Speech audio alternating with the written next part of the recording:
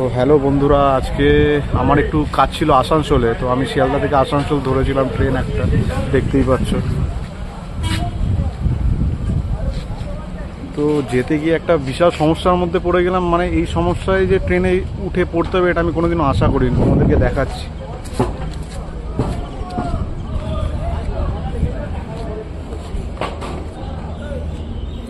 মানে সবাই ট্রেন মোটামুটি পুরোই ফাঁকা হয়ে গেছে, আমি আর কয়েকজনই এখন আছি এখানে। মানে এই জিনিসটা দেখে আজ আমি তো পুরো অবাক।